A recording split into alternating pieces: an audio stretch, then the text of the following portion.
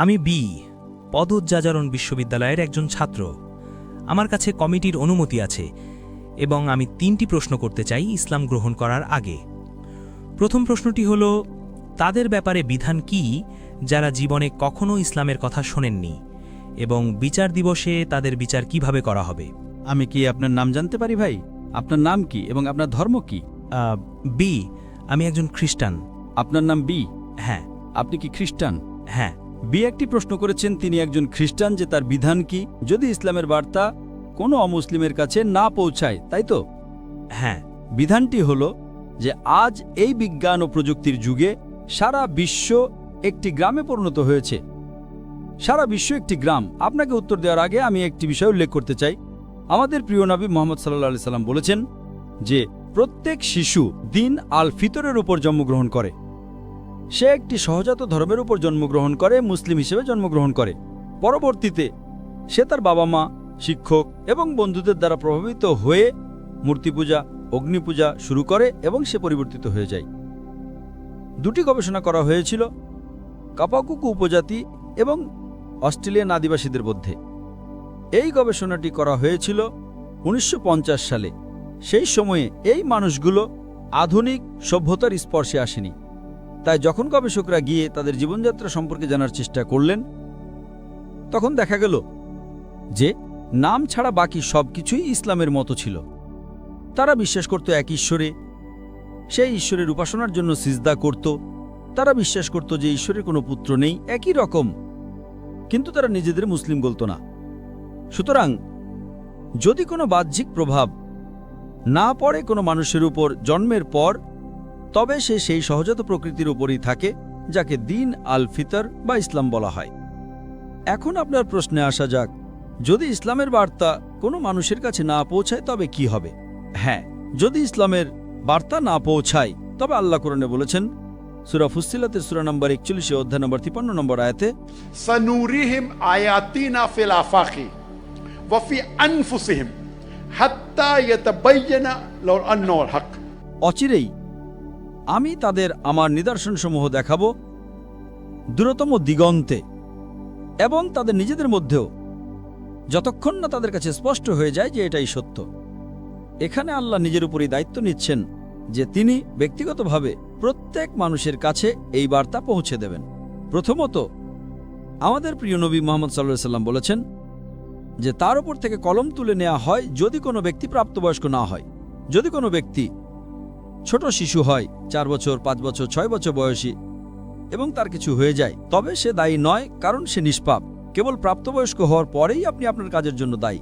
তাই যে কেউ শিশু, যদি সে 5 বছর, 6 বছর, 7 বছর বয়সী ছোট শিশু হয়, প্রাপ্তবয়স্ক হওয়ার আগেই যদি সে মারা যায়, তবে সে জান্নাতে যাবে। আচ্ছা, এখানে 2টি মত। একটি মত হলো যে সে জান্নাতে যাবে কারণ সে তার কাজের জন্য দায়ী নয়। আরেকটি মত বলে না না, বিচার দিবসে তাকে পরীক্ষা করা হবে এবং তার উত্তরের উপর ভিত্তি করে সে জাহান্নাম বা জান্নাতে যাবে। কিন্তু আমি প্রথম মতটিতে বিশ্বাস করি, যেহেতু সে নিষ্পাপ তাই সে জান্নাতে যাবে। এখন আপনার প্রশ্ন, যদি কোনো ব্যক্তি ইসলাম সম্পর্কে কখনো না শুনে থাকে তবে কি হবে? আজ এই বিশ্বে যা একটি গ্রামে পরিণত হয়েছে, এমন একজন মানুষ খুঁজে পাওয়া কঠিন যে ইসলামের কথা শুনেনি। স্যাটেলাইট চ্যানেল আছে, সামাজিক যোগাযোগ মাধ্যম আছে, ইন্টারনেট আছে। হ্যাঁ, সে হয়তো কম শুনে থাকতে পারে, কিন্তু এটা বলা যে সে ইসলাম সম্পর্কে জানে না তা অত্যন্ত কঠিন। কিন্তু তর্কের খাতিরেও যদি আপনি বিশ্বের কোনো এক কোনায় বা কোনো দ্বীপে এমন একজন মানুষ খুঁজে পান, তাহলে সেখানে আল্লাহ বলেছেন সূরা ফুসসিলাতের সূরা 41 অধ্যায় নম্বর 53 নম্বর আয়াতে যে আল্লাহ সরাসরি তার কাছে বার্তা পৌঁছে দেবেন। তাই একবার আল্লাহ বার্তা পৌঁছে দেওয়ার পর বিচার দিবসে সে এই অভিযোগ করতে পারবে না যে আমি বার্তা পাইনি। কিন্তু বার্তা পাওয়ার পর সে হয়তো তা গ্রহণ করতে চাইবে না, কারণ ও আমার বাবা কি বলবেন, মা কি বলবেন, ও আমার তো মদের একটা ভালো ব্যবসা আছে, যদি আমি ইসলাম গ্রহণ করি তাহলে আমাকে মদের ব্যবসা বন্ধ করতে হবে। এমন অনেক জাগতিক বিষয় থাকতে পারে যা তাকে বাধা দিতে পারে, যেমন আপনার আগের বোনটির ক্ষেত্রে হয়েছিল। সে একমত যে একজন ঈশ্বর আছেন, সে একমত যে ঈসা ঈশ্বর নন, সে একমত যে ঈসা ঈশ্বরের রাসূল, কিন্তু তবুও সে হয়তো ভাবছে আমার মা কি বলবেন, বাবা কি বলবেন, এমন অনেক কিছু। এমনকি সত্য জানার পরেও আমি আপনাকে প্রশ্ন করছি, বিচার দিবসে সে কি বলতে পারবে যে সে ইসলামের বার্তা পায়নি? সে কি তা বলতে পারবে ভাই? না। খুব ভালো, সে দায়ী থাকবে। সুতরাং বিচার দিবসে সে বলতে পারবে না আমি তো তাকে বার্তা দিয়েছি, ঠিক না ভুল? ঠিক। একইভাবে বিচার দিবসে আল্লাহ সুবহানাহু ওয়া তাআলা নিজে প্রত্যেক মানুষের কাছে বার্তা পৌঁছে দেন। سنريهم آياتنا في الآفاق وفي أنفسهم حتى يتبين لهم أنه الحق। আল্লাহ বলেন, অচিরেই তিনি তার নিদর্শনসমূহ দেখাবেন দূরতম দিগন্তে। এই নিদর্শনগুলো কি? সূর্য, চন্দ্র, নক্ষত্র, এই সবই আল্লাহর নিদর্শন। তিনি তাদের দূরতম দিগন্তে তার নিদর্শনসমূহ দেখাবেন যতক্ষণ না সে ব্যক্তি বিশ্বাস করে যে এটাই সত্য। সুতরাং কোরআনে বলা হয়েছে, বিচার দিবসে কোনো অমুসলিম বলবে না, হে ঈশ্বর, আপনি কেন আমার প্রতি অবিচার করছেন? কোনো অমুসলিম বলবে না, আপনি কেন আমাকে জাহান্নামে দিচ্ছেন? তারা শুধু বলবে, দয়া করে আমাদের একটি সুযোগ দিন, এবং আল্লাহ বলবেন, সুযোগ শেষ। আপনি বুঝতে পারছেন? জি স্যার। সুতরাং কোরআন বলে, বিচার দিবসে কোনো অমুসলিম আল্লাহর বিচারের প্রতি আপত্তি করবে না। আজ হয়তো কেউ বলতে পারে যে আমাকে কেউ বলেনি, বিচার দিবসে তারা আল্লাহর কাছে মিথ্যা বলতে পারবে না, ঠিক? হ্যাঁ। সুতরাং আল্লাহ নিজের উপর এই দায়িত্ব নেন যে যখন একজন ব্যক্তি প্রাপ্তবয়স্ক হয়, যখন সে সাবালক হয়, তার মৃত্যুর আগে আল্লাহ তাকে বার্তা পৌঁছে দেবেন। বার্তা পৌঁছে দেয়া আমাদের কাজ, ঠিক না ভুল? ঠিক। প্রত্যেক মুসলিমের কাজ। আমরা আমাদের কাজ সঠিকভাবে করি বা না করি, আল্লাহ সরাসরি বার্তা পৌঁছে দেবেন। তাই আমি সেই সব পণ্ডিতদের মতামতে বিশ্বাস করি যে একজন অমুসলিম যদি সে ইসলাম গ্রহণ না করে, এমনকি যদি সে বার্তা নাও পেয়ে থাকে, তবু আল্লাহ তাকে বার্তা দিয়েছেন এবং সে দায়ী থাকবে। কিছু পণ্ডিত বলেন, না, যদি সে বার্তা না পেয়ে থাকে তবে তাকে বিচার দিবসে বার্তা দেয়া হবে এবং তার উত্তরের উপর ভিত্তি করে রায় দেয়া হবে। আপনি বুঝতে পারছেন? জি। পণ্ডিতদের দুটি মত রয়েছে, কিন্তু আমি প্রথম দলের পণ্ডিতদের মতামতে বিশ্বাস করি যে আল্লাহ সরাসরি বার্তা পৌঁছে দেন। যদি শিশু হয় তবে সে সরাসরি জান্নাতে যাবে, যদি প্রাপ্তবয়স্ক হয় তবে সে বার্তা পেয়েছে এবং সে দায়ী থাকবে। আশা করি উত্তরটি পেয়েছেন। ভাই, আপনি কি ইসলামের বার্তা পেয়েছেন নাকি পাননি? হ্যাঁ। আপনি কি এক ঈশ্বরে বিশ্বাস করেন? হ্যাঁ। আপনি কি বিশ্বাস করেন যে ঈসা তিনি একজন রাসূল নাকি তিনি একজন ঈশ্বর? একজন রাসূল। মাশাআল্লাহ। তাহলে ভাই, আমি আপনাকে প্রশ্ন করছি, ইসলাম গ্রহণে আপনাকে কি বাধা দিচ্ছে? আমি কি দ্বিতীয় এবং তৃতীয় প্রশ্নটি আগে করতে পারি? অবশ্যই, আপনি দ্বিতীয় প্রশ্ন করুন। দ্বিতীয় প্রশ্ন হল, আল্লাহ কেন শুধুমাত্র কোরআন অবতীর্ণ করেছেন এবং তা সংরক্ষণের প্রতিশ্রুতি দিয়েছেন 1400 বছর আগে, আর আল্লাহ কেন পূর্ববর্তী সময়ে আল্লাহর পক্ষ থেকে অবতীর্ণ ধর্মীয় শিক্ষাগুলো সংরক্ষণ করেননি? ধন্যবাদ। ভাই, একটু খুব ভালো প্রশ্ন করেছেন, খুবই যৌক্তিক প্রশ্ন। তিনি জিজ্ঞাসা করছেন আল্লাহ কেন কোরআন অবতীর্ণ করলেন 1400 বছর আগে। তার তো এটি প্রথমেই অবতীর্ণ করা উচিত ছিল। যদি তিনি প্রথম দিন থেকে শুধু কোরআন অবতীর্ণ করতেন তাহলে তো আমাদের এই সমস্ত ধর্ম থাকতো না, তাই না? যদি তিনি প্রথমেই কোরআন অবতীর্ণ করতেন তাহলে কেন তাওরাত, ইনজিল, জাবুর? সরাসরি কোরআন কেন নয়? এটি তার প্রশ্নের একটা অংশ। দ্বিতীয় অংশ হলো, তিনি কেন পূর্ববর্তী ধর্মগ্রন্থগুলো সংরক্ষণ করেননি, তাই তো? হ্যাঁ। দুটি প্রশ্ন।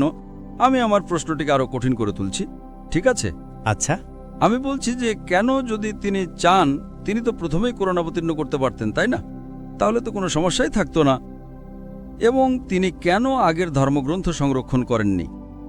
মূল প্রশ্ন হলো, আল্লাহ কেন সংরক্ষণ করেননি পূর্ববর্তী ধর্মগ্রন্থগুলো?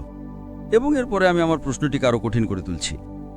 প্রথমত, পূর্ববর্তী যত ধর্মগ্রন্থ এসেছে আল্লাহ কোরআনে বলেছেন, সূরা রাদের 13 নম্বর অধ্যায়ের 38 নম্বর আয়াতে, ولكل أجل كتاب।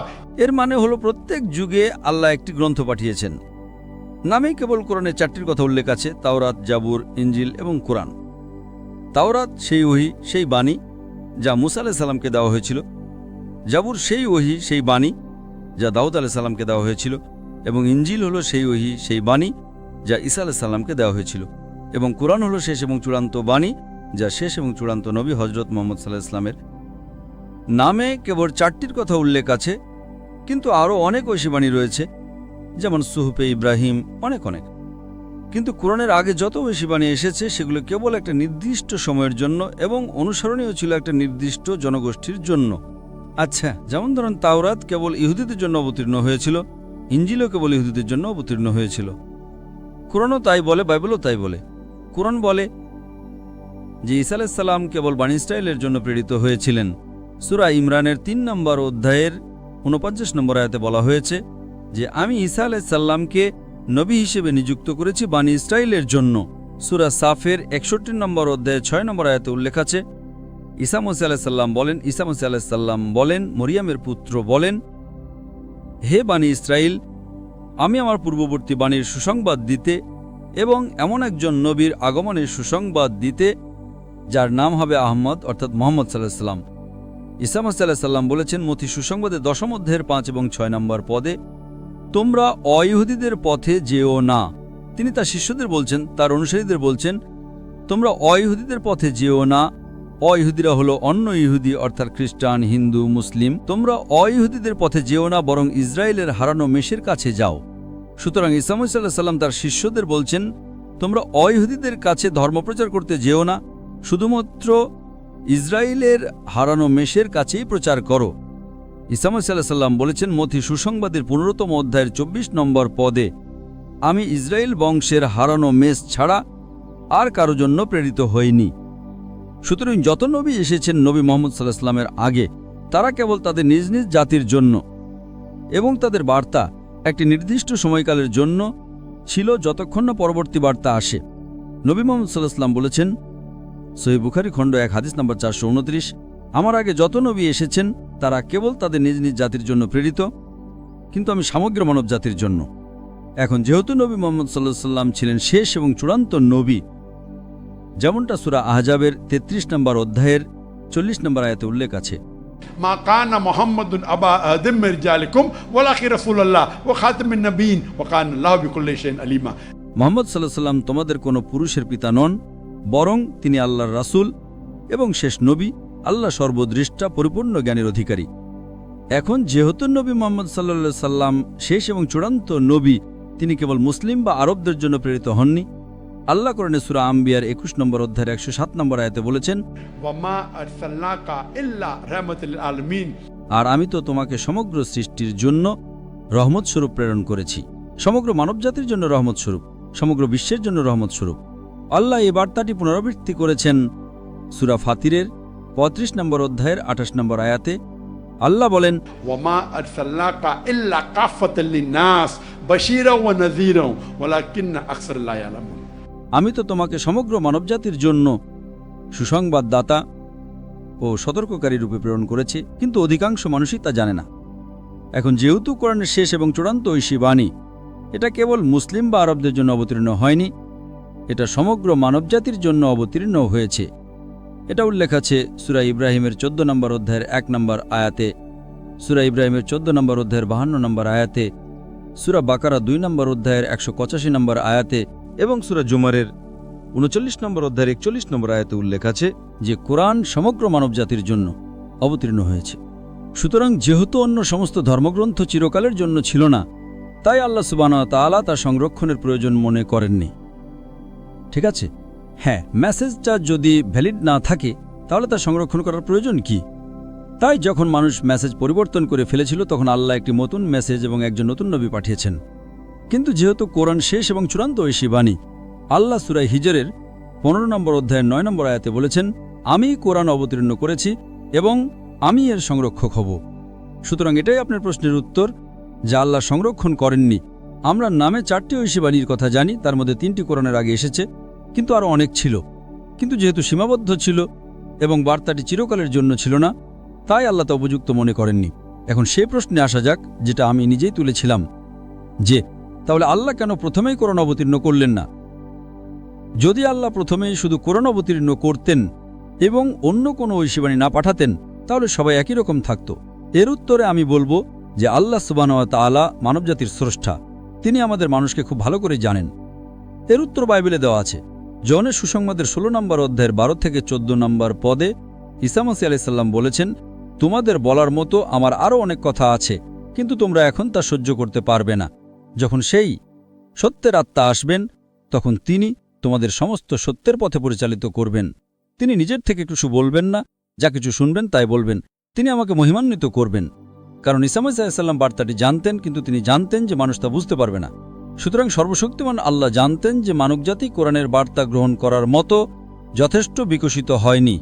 এই কারণেই তিনি এটা অবতীর্ণ করেননি 5000 বছর আগে বা 4000 বছর আগে বা 3000 বছর আগে, কিন্তু 1400 বছর আগে আল্লাহ যিনি আমাদের স্রষ্টা সর্বশক্তিমান ঈশ্বর বললেন, ঠিক আছে, এখন মানবজাতি চূড়ান্ত ঐশীবাণী গ্রহণ করতে পারবে। কে বলেছেন এটা?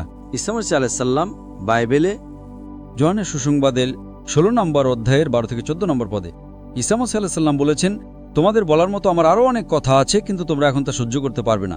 একই কথা অন্য নবীরাও বলেছেন, একই কথা বৌদ্ধ ধর্মের গ্রন্থগুলোতে বুদ্ধ বলেছেন, একই কথা জোরাষ্ট্র বলেছেন যে একজন নবী আসবেন, একই কথা মুসা আলাইহিস সালাম বলেছেন দ্বিতীয় বিবরণের 18 নম্বর অধ্যায় 18 নম্বর পদে। সুতরাং আল্লাহ জানতেন যে মানবজাতি তার সহ্য করতে পারবে না, বুঝতে পারবে না, বাস্তবায়ন করা কঠিন হবে। 1400 বছর আগে আল্লাহ বললেন, ঠিক আছে, এখন সময় হয়েছে যে মানবজাতি এ বার্তা গ্রহণ করতে পারবে। তাই তিনি বার্তাটি অবতীর্ণ করলেন এবং বললেন যে তিনি এটাকে বিকৃত থেকে রক্ষা করবেন। এই কারণে আজকে আপনি যদি In Indonesia or Malaysia or USA or UK or Singapore or Saudi Arabia or India or Pakistan, যেখানেই থাকেন না কেন, আপনাকে শেষ এবং চূড়ান্ত নবী মুহাম্মদ সাল্লাল্লাহু আলাইহি ওয়াসাল্লামকে মানতে হবে এবং শেষ এবং চূড়ান্ত মেসেজ কোরআনকে। আশা করি প্রশ্নের উত্তর পেয়েছেন। আমরা কি শেষ প্রশ্নটা নিতে পারি? আপনি কি আমার উত্তরে একমত? হ্যাঁ, আপনার উত্তরের জন্য ধন্যবাদ। ঠিক আছে, আপনি আপনার তৃতীয় প্রশ্নটা করতে পারেন। শেষ প্রশ্নটি হল, যদি কেউ মুসলিমদের দ্বারা হেনস্থার শিকার হয়ে ইসলাম বিদ্বেষী হয়ে যায় এবং ইসলাম গ্রহণ করতে না চায়, তবে আপনি এ বিষয়ে কি মনে করেন? উদাহরণস্বরূপ আমার বোন, যাকে বলা হয়েছিল, দুঃখিত ভাই, আপনি বললেন যে কারণ তারা মুসলিমদের দ্বারা হেনস্থার শিকার হয়েছে এবং তারপরে আমি শুনতে পাইনি। ইসলাম বিদ্বেষী হয়ে গেছে। ঠিক আছে, উদাহরণস্বরূপ আমার বোন, যাকে তার ইসলাম ধর্ম বিষয়ের শিক্ষক বলেছিলেন যে অমুসলিমদের রক্ত হালাল। অমুসলিমদের রক্ত হালাল? হ্যাঁ। অমুসলিমদের রক্ত হালাল। সে মনে করে যে মুসলিমরা অমুসলিমদের হত্যা করতে পারে। হ্যাঁ, এটা তার ইসলাম ধর্ম বিষয়ের শিক্ষক বলেছিলেন। ভাই প্রশ্ন করেছেন যে যদি কেউ কিছু মুসলিম দ্বারা হেনস্থার শিকার হয় এবং সেই মুসলিম কোনো অমুসলিমকে অর্থাৎ বোনকে বলে যে অমুসলিমদের রক্ত হালাল এবং একজন মুসলিম একজন অমুসলিমকে হত্যা করতে পারে, তাহলে এর উত্তর কি? প্রথমত, যে মুসলিম অমুসলিমকে হেনস্থা করেছে তাকে শাস্তি দেওয়া হবে। যদি এটি একটা ইসলামিক রাষ্ট্র হতো, ইসলামিক আইনের রাষ্ট্র, যদি ইসলামের ধর্ম অনুসরণ করা হতো, যদি সেই মুসলিমকে আইনের আদালতে নিয়ে যাওয়া হতো, তবে তাকে শাস্তি দেওয়া হতো। আপনি কি বুঝতে পারছেন? হ্যাঁ। এখন যে ব্যক্তি আপনার বোনকে হেনস্থা করেছে সে ভুল, এটি প্রথম কথা। কিন্তু যেহেতু আপনার বোন হেনস্থার শিকার হয়েছে, ধরুন আমার শিক্ষক আমাকে শিখিয়েছিলেন 2 যোগ 2 সমান 5। ঠিক যখন আমি ছোট ছিলাম আমি বলতাম 2 যোগ 2 সমান 5। এখন যখন আমি প্রাপ্তবয়স্ক হয়েছি এবং যদি আমি বলি আমার শিক্ষক বলেছিলেন 2 যোগ 2 সমান 5, তাই 2 যোগ 2 সমান 5, আপনি কি আমাকে ক্ষমা করবেন? না। ঠিক আছে, ছোটবেলায় কোনো সমস্যা নেই। 3-4 বছর বয়সে আমার শিক্ষক আমাকে শিখিয়েছিলেন 2 যোগ 2 সমান 5, তাই আমি তা পুনরাবৃত্তি করতাম। এখন যখন আমি প্রাপ্তবয়স্ক হয়েছি, আমার শিক্ষক আমাকে ভুল শিখিয়েছিলেন, কিন্তু এখন আমি সঠিক আর ভুলের মধ্যে পার্থক্য করতে পারি। সুতরাং শুধু শিক্ষক আমাকে ভুল শিখিয়েছেন বলে আমি সারা জীবন 2 যোগ 2 সমান 5 বলতে থাকবো না, তাই তো? ওই কয়েক বছরের জন্য এটা মানা যাবে। সেই শিক্ষক ভুল ছিলেন, ঈশ্বর সেই শিক্ষককে শাস্তি দেবেন যদি তিনি উদ্দেশ্যমূলকভাবে করে থাকেন। কিন্তু আমার জন্য জ্ঞান বুদ্ধি অর্জন করতে হবে। ঠিক আছে, আমার শিক্ষক আমাকে হেনস্থা করেছেন, আমি ছোট ছিলাম, আমি মেনে নিয়েছিলাম, আমি ভুল করেছিলাম, ঈশ্বর আমাকে ক্ষমা করবেন। কিন্তু এখন 2 যোগ 2 সমান 4, বুঝতে পারছেন? সুতরাং যদি কেউ আমাকে বলে যে অমুক লোক, অমুক প্রতিবেশী, সে একজন খলনায়ক, সে একজন খুনি, ঠিক আছে, যখন আমি ছোট থাকবো আমি তা মেনে নেব। কিন্তু যখন আমি বড় হয়ে জানবো যে লোকটি খুব ভালো, সে খুব স্নেহময়ী, সে খুব উদার, সে খুব দয়ালু, তখন আমার সে একই দৃষ্টিভঙ্গি বজায় রাখা উচিত নয়। আমার উচিত আমার দৃষ্টিভঙ্গি পরিবর্তন করা। তো যদি আপনার বোন কোনো হেনস্থার শিকার হয়ে মুসলিম দ্বারা ইসলাম বিদ্বেষী হয়ে যায়, তাহলে যে ব্যক্তি হেনস্থা করেছে ভাই ইসলাম সম্পর্কে ভুল তথ্য দিয়েছে এবং তার ফলে সে ইসলাম বিদ্বেষী হয়ে গেছে, তাহলে সেই মুসলিমকে শাস্তি দেওয়া হবে। যদি দুনিয়াতে না হয় তাহলে আল্লাহ নিশ্চিত করবেন যে সে যেন শাস্তি পায়। কিন্তু আপনার বোনের এখন সত্যটা জানা উচিত। যদি সে বড় হয়, যদি সে ছোট থাকে, তবে তাকে ক্ষমা করা হবে। 5 বছর 10 বছর ঠিক আছে, কিন্তু যখন সে প্রাপ্তবয়স্ক হয়ে যাবে তখন সে আর ছোট থাকবে না, তখন তাকে সত্য গ্রহণ করতে হবে। সে বারবার 2 যোগ 2 সমান 5 বা আমার প্রতিবেশী ভালো নয় এসব বলতে থাকতে পারে না। যদি আপনার প্রতিবেশী ভালো হয় তবে সে ভালোই। আপনি কি বুঝতে পারছেন?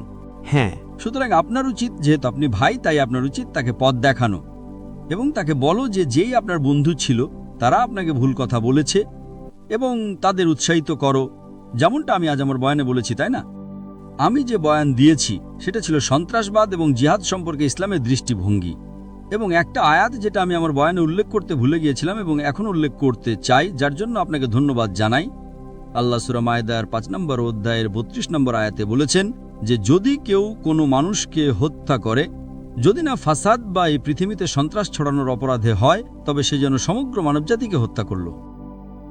আল্লাহ সূরা মায়েদার 5 নম্বর অধ্যায়ের 32 নম্বর আয়াতে বলেছেন যে যদি কোনো মানুষ, সে মুসলিম হোক বা অমুসলিম, যে যদি কেউ কোনো মানুষকে হত্যা করে, এমনকি সে অমুসলিমও হয়, তবে সে যেন সমগ্র মানবজাতিকে হত্যা করল। এবং আয়াতটা আরও বলে, যদি কোনো মানুষ অন্য কোনো মানুষের জীবন রক্ষা করে, তবে সে যেন সমগ্র মানবজাতিকে রক্ষা করল। সুতরাং কোরআনের এই আয়াতটা অন্য কোনো ধর্মগ্রন্থে আর কোথাও পাওয়া যায় না, কোরআন ছাড়া কোনো ধর্মে নেই। এটা প্রমাণ করার জন্য যথেষ্ট যে ইসলাম সন্ত্রাসবাদের বিরুদ্ধে, এবং এটা আপনার বোনের ভুল ধারণা অর্থাৎ ইসলাম ভীতিও দূর করবে যে তাকে ভুল কিছু বলা হয়েছিল। কোরআন একটা অখণ্ডনীয় প্রমাণ যা বলে যে অমুসলিমদের রক্ত হালাল। এই কথাটা একটা বানানো কথা। হ্যাঁ, যদি অমুসলিম আপনাকে আক্রমণ করতে আসে তখন আপনি আত্মরক্ষা করতে পারেন, কোনো সমস্যা নেই। যদি তা যুদ্ধক্ষেত্রে হয় তাহলে বিষয়টা ভিন্ন, যদি কোনো সামরিক অভিযান চলে। কিন্তু সাধারণভাবে কথা বলা সম্পূর্ণ ভুল। এটি সূরা মায়েদার 5 নম্বর অধ্যায়ের 32 নম্বর আয়াতের পরিপন্থী। আশা করি এটি উত্তর পেয়েছেন। ধন্যবাদ ভাই। এখন আমার প্রশ্নে ফিরে আসি। আপনি বললেন আপনি এক ঈশ্বরে বিশ্বাস করেন। হ্যাঁ, আপনি বললেন আপনি বিশ্বাস করেন যে ঈসা ঈশ্বরের নবী। আপনি বিশ্বাস করেন যে নবী মুহাম্মদ ঈশ্বরের নবী। তাই আমি আপনাকে জিজ্ঞাসা করলাম, তাহলে ইসলাম গ্রহণে আপনাকে কি বাধা দিচ্ছে? হয়তো কারণ আমি আর্থিকভাবে সচ্ছল নই। ভাই, মুসলিম হওয়া কি ধনী হতে হবে? কোরআনে কি এমন কোনো শর্ত আছে যে মুসলিম হওয়ার জন্য আপনাকে ধনী হতে হবে? আমাদের প্রিয় নবী মুহাম্মদ সাল্লাল্লাহু আলাইহি সাল্লাম বলেছেন, একজন ধনী ব্যক্তির চেয়ে একজন দরিদ্রের জান্নাতে যাওয়া সহজ। আপনি কি তা জানেন? হ্যাঁ, আমাদের প্রিয় নবী মুহাম্মদ সাল্লাল্লাহু আলাইহি সাল্লাম বলেছেন, একজন ধনীর চেয়ে দরিদ্রের জান্নাতে যাওয়া সহজ। এর মানে এই যে যদি আপনি দরিদ্র হন তাহলে আপনার জীবন, আপনার পরীক্ষা সহজ হবে। আমি আপনাকে কিছু উদাহরণ দিচ্ছি। যদি আপনি ধনী হন তাহলে আল্লাহ কোরআন এবং বিভিন্ন হাদিসে বলেছেন যে আপনাকে যাকাত দিতে হবে। অর্থাৎ প্রত্যেক ধনী মুসলিম যার নিসাব পরিমাণ অর্থাৎ 85 গ্রাম স্বর্ণের চেয়ে বেশি সঞ্চয় আছে, তাকে প্রতি চান্দ্র বছরে সেই সঞ্চয়ের 2.5% দান করতে হবে। যদি না দেন তাহলে এটা বিশাল বড় পাপ। কিন্তু দরিদ্র ব্যক্তির যার কোনো সঞ্চয় নেই তাকে কোনো দান করতে হয় না। সুতরাং যাকাতের ক্ষেত্রে সে 100-র মধ্যে 100 পায়। ধনীর জন্য যদি সে না দেয় তাহলে সে 100-র মধ্যে 0 পায়। হয়তো সে অর্ধেক দেবে, সঠিকভাবে দেবে না, তাই সে কম নম্বর পাবে। কিন্তু দরিদ্র ব্যক্তি যাকে কোনো যাকাত দিতে হয় না, সে 100-র মধ্যে 100 পায়। সুতরাং বিভিন্ন পরীক্ষা রয়েছে। এমনকি দরিদ্র ব্যক্তির জন্য পরীক্ষা রয়েছে, এমনকি ধনী ব্যক্তির জন্য পরীক্ষা রয়েছে। কিন্তু ধনী ব্যক্তির পরীক্ষাটি কঠিন। আর আমাদের প্রিয় নবী সাল্লাল্লাহু আলাইহি সাল্লাম, আপনি জানেন, তিনি বলেছেন যে আপনাকে দান করতে হবে। তো একজন সাহাবী জিজ্ঞাসা করলেন, ইয়া রাসূলুল্লাহ, আমরা কিভাবে দান করতে পারি? তিনি বলেন যে বাজারে যাও এবং আল্লাহর জিকির করো, আল্লাহর নাম নাও, লা ইলাহা ইল্লাল্লাহ, এবং পাঠ করো তালবিয়া। এটা বাজারে স্বর্ণ বিতরণ করার মতো। যদি আপনি বাজারে উচ্চ স্বরে আল্লাহর প্রশংসা করেন তাহলে আপনি একজন ধনী ব্যক্তির স্বর্ণ বিতরণের চেয়েও বেশি সওয়াব পাবেন। ভাই, আপনি কি কোনো ধনীকে স্বর্ণ বিতরণ করতে দেখেছেন? আপনি দেখেছেন? হ্যাঁ বা না? না। আমিও দেখিনি, আমি কখনো দেখিনি। এখানে আমাদের নবী বলছেন, একজন দরিদ্র ব্যক্তি যার কোনো সম্পদ নেই, যদি সে বাজারে আল্লাহর প্রশংসা করে এবং তালবিয়া পাঠ করে, আল্লাহু আকবার, আল্লাহু আকবার, লা ইলাহা ইল্লাল্লাহ, আল্লাহু আকবার, আল্লাহু আকবার, ওয়ালিল্লাহিল হামদ, সে আল্লাহর প্রশংসা করে, তালবিয়া পাঠ করে, হামদ বলে, নবী বলেছেন এটা আপনি একজন ধনী ব্যক্তির স্বর্ণ বিতরণের চেয়েও বেশি সওয়াব পাবেন। তাহলে আমাকে বলুন, একজন ধনী ব্যক্তির জান্নাতে যাওয়া সহজ নাকি একজন দরিদ্র ব্যক্তির? দরিদ্র। সুতরাং এই কারণেই ধনীদের চেয়ে বেশি দরিদ্র মানুষ ইসলাম গ্রহণ করে। আপনি হয়তো হযরত বেলাল রাদিয়াল্লাহু আনহুর গল্প শুনে থাকবেন, যিনি নবীর সাহাবী এবং একজন কৃষ্ণাঙ্গ দাস ছিলেন। তারা তাকে নির্যাতন করত। তারা তাকে বলতে বলতো যে এক ঈশ্বর নেই, তিনি বলতেন আহাদ। নবী বলেছেন, যদি কেউ তোমাকে নির্যাতন করে তবে তুমি শিরকও করতে পারো যতক্ষণ ঈমান থাকে। তিনি বললেন, না, আমি তবুও আহাদই বলবো। আপনি কি বুঝতে পারছেন? দরিদ্র মানুষ, তাকে জান্নাতের প্রতিশ্রুতি দেওয়া হয়েছে। আপনি কি বুঝতে পারছেন? সুতরাং সম্পদ আপনার ইসলাম গ্রহণ না করার কারণ হওয়া উচিত নয়। আসলে যদি আপনি দরিদ্র হন তবে প্রত্যেক ধনী ব্যক্তির যাকাত দেওয়া উচিত। এর 8টি খাত রয়েছে। 8টি খাত। সূরা তাওবার 9 নম্বর অধ্যায়ের 60 নম্বর আয়াতে একটি খাত হলো ফকিরদের দান করা। যদি আমি ধনী হই তবে প্রতি বছর আমাকে আমার সম্পদের আমার সঞ্চয়ের ন্যূনতম 2.5% দরিদ্র মানুষকে দান করতে হবে। ফকির একটি খাত, মিসকিন হলো অভাবী, আরও অনেক খাত রয়েছে, মোট 8টি খাত। সুতরাং মুসলিম হওয়ার জন্য কি আপনাকে কর দিতে হবে? না। তাহলে কেন এটি বাধা দেবে? এই কারণে ধনীদের চেয়ে বেশি দরিদ্র মানুষ ইসলাম গ্রহণ করে। ধনীদের কর দিতে হয় কি না? হ্যাঁ, জাকাত। 2.5%. Yes or no? হ্যাঁ, তাই একজন ধনী ব্যক্তি বলে, আমি একজন বিলিয়নিয়ার, যদি আমি মুসলিম হয়ে যাই তবে আমাকে 2.5% জাকাত দিতে হবে, আমি মুসলিম হচ্ছি না। সে একজন বোকা, কিন্তু কিছু ভুল যুক্তি। তাহলে একজন দরিদ্র মানুষ কেন ভয় পাবে? এবং মাশাআল্লাহ, ইন্দোনেশিয়ার মতো একটা দেশে 87% মুসলিম, অনেকেই আপনাকে রক্ষা করার জন্য প্রস্তুত। আপনি কেন ভয় পাবেন? আপনাকে কি বাধা দিচ্ছে ভাই? হ্যাঁ, আমি একমত। মাশাআল্লাহ ভাই, আমি আপনাকে ভালোবাসি। ধন্যবাদ। আমি আপনাকে ভালোবাসি এবং আমি চাই যে আপনি সরল পথে আসেন। তাহলে যদি আপনি একমত হন তবে কি আপনি শাহাদাত পাঠ করতে চান? দুঃখিত, আমি কি শাহাদাত পাঠ ক্যামেরার বাইরে করতে পারি? আপনি কি? শাহাদাত পাঠ ক্যামেরার বাইরে করতে চাই। কোনো সমস্যা নেই। এটা ফরজ নয়, জনসম্মুখে বলা ফরজ নয়। ধন্যবাদ। আপনি যতক্ষণ আপনার হৃদয়ে আপনার এবং আল্লাহর মধ্যে এটা বলবেন ততক্ষণই যথেষ্ট। তাই আমি আপনাকে অভিনন্দন জানাই ভাই। এবং আমি বুঝতে পেরেছি যে আপনি করোনার জন্য মাস্ক পরেননি, হয়তো আপনি ছিলেন না, আপনি প্রকাশ করতে চাননি, এবং এটা পুরোপুরি ঠিক আছে। যদি আপনি আপনার পরিচয় গোপন করতে চান কারণ আপনার মনে হয় কেউ আপনার হানি করতে পারে ইত্যাদি, তবে এটা ইসলামে পুরোপুরি গ্রহণযোগ্য। আপনাকে জনসম্মুখে এটা বলতে হবে না। যতক্ষণ আপনি বার্তাটি পেয়েছেন, আমি খুশি যে আমি আপনাকে বার্তাটি পৌঁছে দিয়েছি। আল্লাহ ইনশাল্লাহ আপনাকে আরও পথ দেখান। আল্লাহ আপনাকে এই দুনিয়ায় সর্বোচ্চ প্রতিদান দেন। আল্লাহ আপনাকে জান্নাত দান করুন এবং আল্লাহ আপনাকে অন্যদের কাছে আসতে সাহায্য করুন। আপনি যেন অন্যদের ইসলামের কাছে আসতে সাহায্য করতে পারেন। যদি আপনি বয়ানের পরে গ্রিন রুমে আমার সাথে দেখা করতে চান তবে আপনাকে স্বাগতম। এমনকি যদি আপনি আমার সাথে দেখা করতে না চান, কোনো সমস্যা নেই। মুসলিম হওয়ার জন্য ডক্টর জাকির নায়েকের সাথে দেখা করাও জরুরি নয়। যতক্ষণ আপনি গ্রহণ করেছেন, আল্লাহ আপনাকে পুরস্কৃত করুন। ধন্যবাদ ভাই। তাকবীর।